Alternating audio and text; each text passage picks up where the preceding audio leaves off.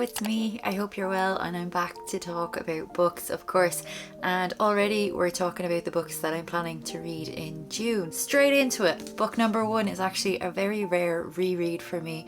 I read this book a couple of years ago and it fell a little bit flat for me. And I've been thinking about it ever since, and I actually feel like it might have been a case of right book but wrong time. So that book is On Earth We Are Briefly Gorgeous by Ocean Vuong. As I said, I read this and I think I just didn't appreciate the prose at the time. I think I just wanted to get through like a fast moving story, and this is absolutely not this. So if you don't know who Ocean Vuong is, he's an author obviously, and this is his first and only so far published novel, because he has another one coming in 2025, I think. He is primarily a poet, and you can absolutely tell from this novel the prose is really slow, quiet and lyrical. So this book is essentially a book written by a young boy, and he's writing a letter to his mother who actually can't read, so inevitably it will never actually be read by his mother. But it's an absolutely beautiful story. The observations in here feel like they come from poetry, so you can absolutely tell that the author has like a poetry background. The reason I'm rereading this is because myself and Sean are going to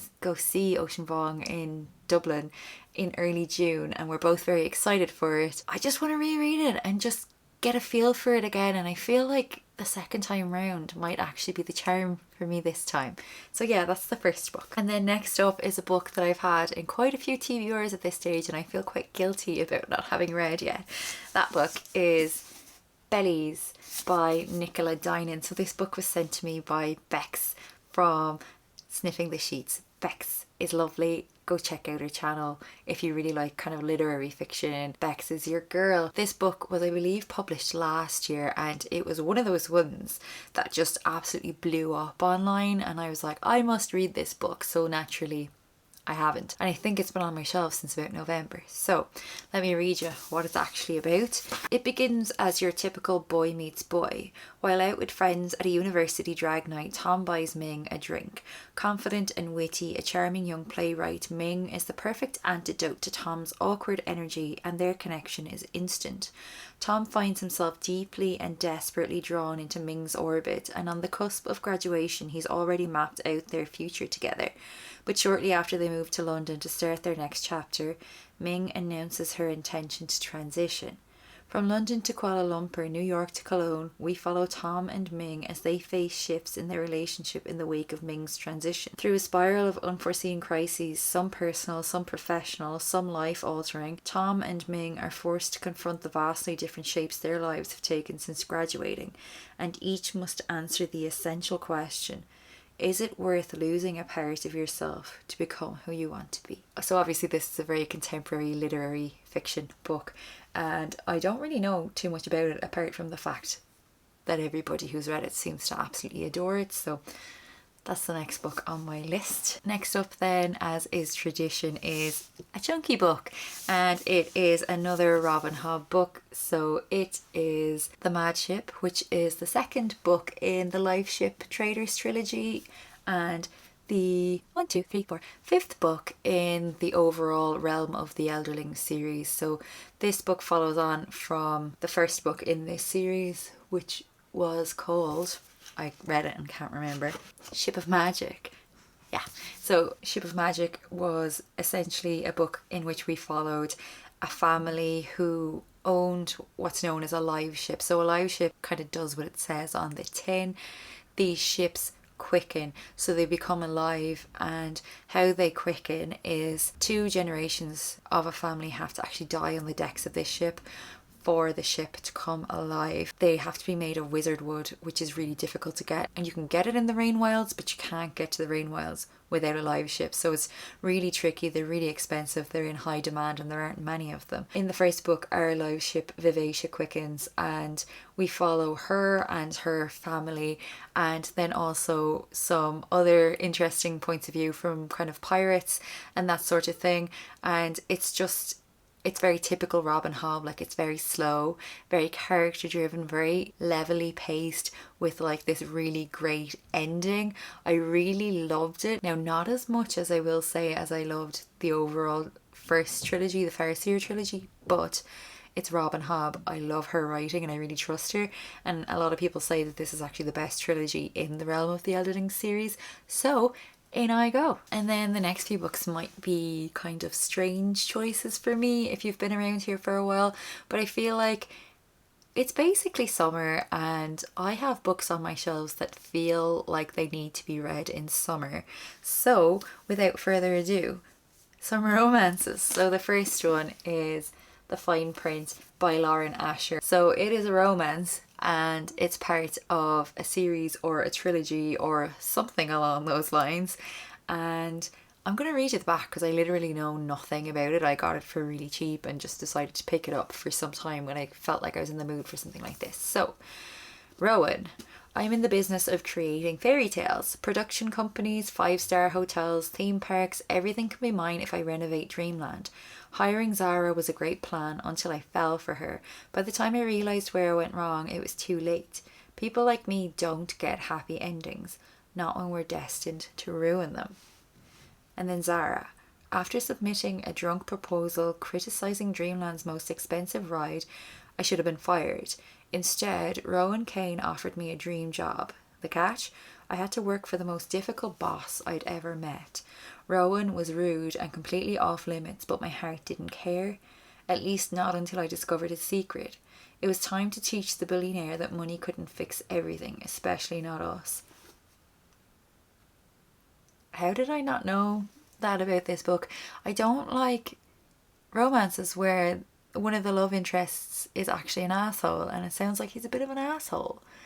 And sometimes maybe we shouldn't be giving people all these chances that we're giving them. And maybe these books shouldn't be put on a pedestal as an example of a healthy relationship.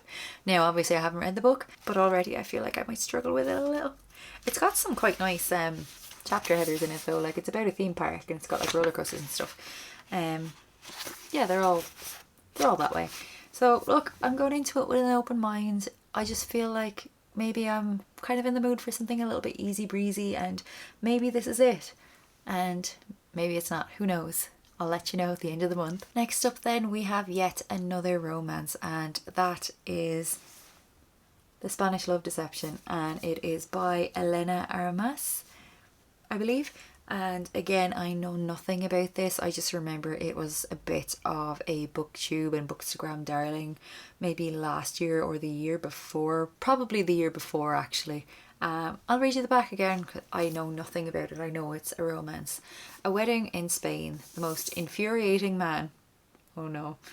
3 days to convince your family you're actually in love. So Catalina Martin desperately needs a date to her sister's wedding, especially when her little white lie about her American boyfriend has spiraled out of control. Now everyone she knows, including her ex-boyfriend and his fiancé, will be there. She only has 4 weeks to find someone willing to cross the Atlantic for her and aid in her deception. NYC to Spain is no short flight and her family won't be easy to fool. But even then, when Aaron Blackford, the 6'4" blue-eyed pain in the arse, offers to step in, she's not tempted even for a second. Never has there been a more aggravating, blood-boiling and insufferable man. But Catalina is desperate, and as the wedding gets closer, the more desirable an option Aaron Blackford becomes. The Spanish Love Deception is an enemies to lovers fake dating romance. Perfect for those looking for a steamy slow burn with the promise of a sweet happy ever after. What did I just say about asshole men in romance books? I think this is why I don't get on very well with romances, in that like often the setup to them is just, I'm like, that's silly, why can't she just be single? Like, why does she have to lie about it?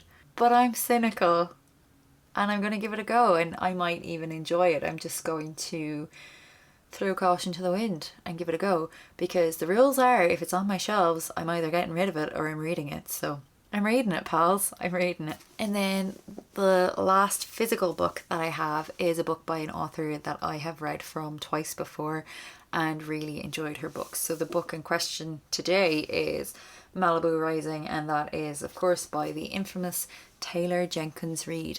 And all I know about this is that there is a fire. That's about it. And also, it feels like it might be a summary book. There's a girl surfing on the front, or posing casually with a surfboard. Maybe she doesn't even know how to surf. Who knows? I'm going to read you the back.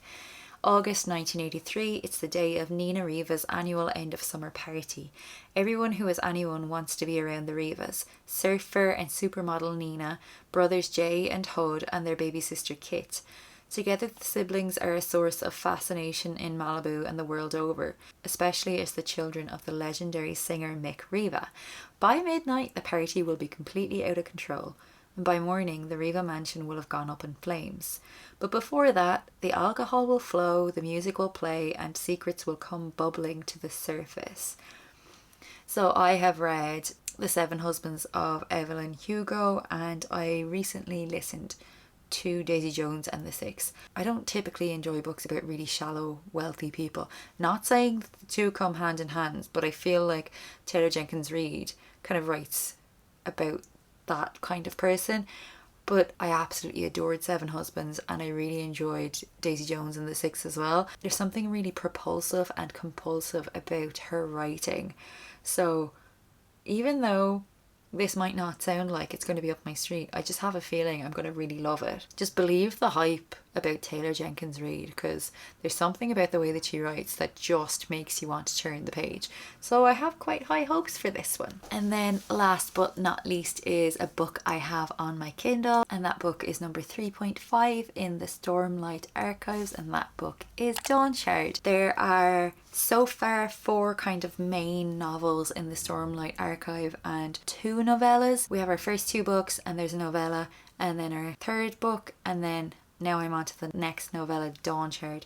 So these novellas kind of give a little bit more insight into smaller characters and aren't necessarily that important in the overarching story. Like, you can skip them if you want, but I want to read the 5th book in this series that is publishing in December, so I want to be up to date, and I have time, so I'm going to read the novellas as well. So Dawnshard is the next novella, and then I will have Rhythm of War to read, and then I'll be free and easy for December when the new one rolls around.